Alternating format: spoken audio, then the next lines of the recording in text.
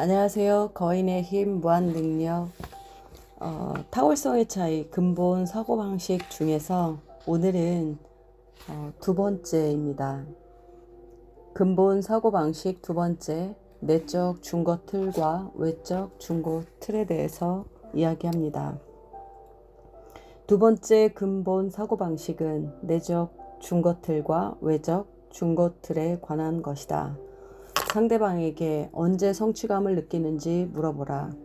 어떤 사람은 그 근거를 밖에서 찾는다.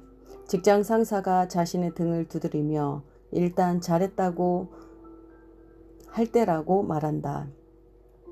봉급이 인상된다. 큰 상을 받는다. 동료에게 주목을 받고 박수를 받는다. 이렇게 외부에서 인정받게 될 때 그는 일이 성공적이라고 느낀다. 이것을 외적 준거 틀이라고 한다.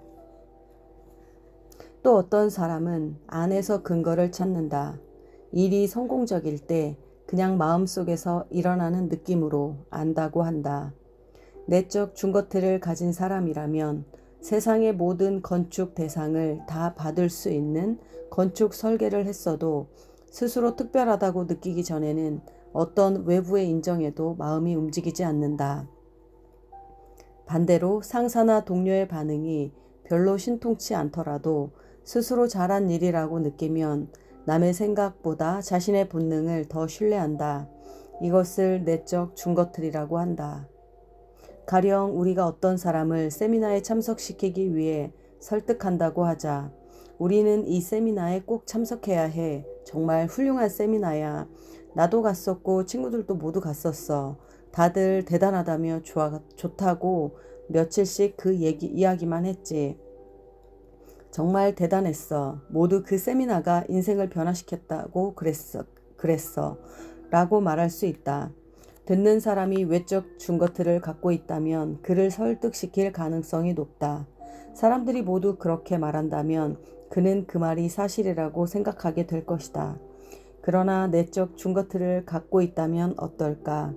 그에게 다른 사람의 말을 이야기하는 것으로는 설득하기 쉽지 않을 것이다. 그에게는 아무 의미가 없는 것이다. 그는 그런 것은 계산에 넣지 않는다. 그가 알고 있는 것에 호소해야만 그를 설득시킬 수 있다. 작년에 갔던 세미나 기억나지? 몇 년 만에 가장 통찰력이 넘치는 교육이었다고 나에게 말한 것 생각나? 그것과 비슷한 세미나를 알고 있는데 내 생각에 내가 직접 가보면 그때처럼 대단한 경험을 하게 될 것 같아. 어떻게 생각하니? 라고 얘기했다면 그것이 먹혀들까? 물론 그럴 것이다. 우리가 그의 언어로 대화를 하고 있기 때문이다. 이런 모든 근본 사고방식은 주변 상황과 압박감에 관련되어 있음을 아는 게 중요하다. 어떤 일을 10년이나 15년 동안 똑같이 해왔다면 그는 아마 강한 내적 준거 틀을 갖고 있을 것이다.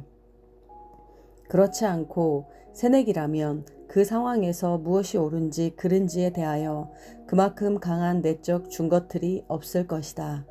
이 말은 어떤 것을 선호하거나 습관을 형성하는 것은 시간을 두고 이루어지는 경향이 있다는 것이다. 그러나 오른손잡이라고 해도 막상 자신에게 유리한 상황이라면 왼손을 사용할 수도 있다. 근본 사고방식도 마찬가지다. 우리는 어떤 한 가지 방법만 가진 것이 아니다. 누구나 근본 사고방식을 다양하게 활용할 수 있다. 또 언제든지 바꿀 수도 있다. 대부분의 지도자는 내부와 외부 두 가지 중에서 어떤 준거 틀을 가지고 있을까? 진정으로 탁월한 지도자는 강한 내적 준거 틀을 갖고 있어야 한다. 결정을 내리기 전에 다른 사람이 어떻게 생각하는지에 너무 많은 시간을 소비해야 한다면 그는 지도자가 아니다. 근본 사고방식에도 어떤 이상적인 균형이 있다. 사람들은 한 가지에 극단적인 반응을 하지 않는다. 진정으로 탁월한 지도자는 외부 정보도 효과적으로 받아들일 줄 안다. 그렇지 않으면 리더십은 과대망상이 된다. 최근 내 공개 세미나가 끝났을 때였다. 어떤 사람이 3명의 친구와 함께 와서 단호한 어투로 그런 말로 나를 속이려고 하다니 난 참가하지 않겠어요 라고 말하는 것이었다. 있는 그는 있는 대로 나를 야유했다. 얼른 판단해 보니 내적 중고형인 사람이 분명했다. 외적 중고형인 사람은 상대가 무엇을 해야 하고 어떻게 해야 하는지와 같은 말을 거의 하지 않는다. 그리고 친구들과 얘기하는 것을 들어보았을 때 그는 회피 지향형이 분명했다. 그래서 나는 그에게 나는 선생님께 어떤 것도 이해시킬 수 없습니다. 선생님을 이해시킬 수 있는 사람은 선생님 자신뿐입니다. 라고 말했다. 그는 나의 이러한 반응에 대꾸를 잃었다. 내가 내 세미나를 옹호하면 그것을 반박하려고 기다리고 있었던 것이다. 이제 그는 마음속으로 내가 말한 것이 사실이라는 것을 알기 때문에 동의해야 한다. 그때 나는 선생님은 이 세미나에 참석하지 않으면 누가 손해볼 것이라는 것을 아는 유일한 사람입니다. 라고 말했다. 평상시 같았으면 그런 끔찍한 말을 한다는 것은 있을 수 없었다. 그러나 나는 그의 언어로 이야기해야 했고 그것은 제대로 적중했다. 참석하지 않으면 그가 손해볼 것이라고 말하지 않는 것에 주목하라. 내가 그렇게 말했더라면 그는 절대로 참석하지 않았을 것이다. 대신에 나는 선생님은 참석하지 않으면 손해볼 것이라는 것을 회피 지향형을 아는 유일한 사람, 내적 중고형입니다. 라고 말했다.